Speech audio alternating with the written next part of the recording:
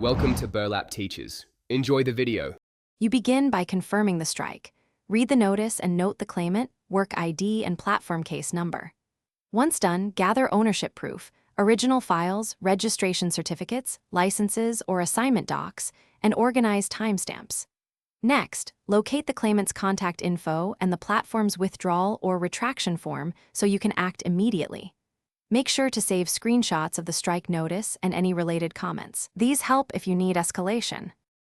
You now draft and send the retraction request.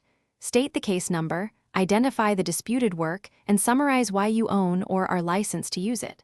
Attach registration copies, source files, timestamps, or sign transfers. Explain the rights clearly and politely request withdrawal. Then submit the platform's DMCA withdrawal form or upload the same evidence to support your claim. Once submitted, request written confirmation and note any expected response when you finish by verifying the outcome. Check the platform dashboard to ensure the strike is withdrawn and content restored, and save confirmation emails. If the claimant doesn't respond within the platform's timeframe, escalate to platform support with your timeline and attachments. Ask for manual review.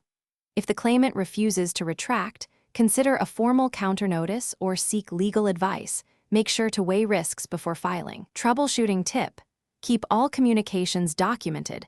Lacking proof, consult a lawyer before escalating. Thanks for watching. Consider subscribing if this video helped you.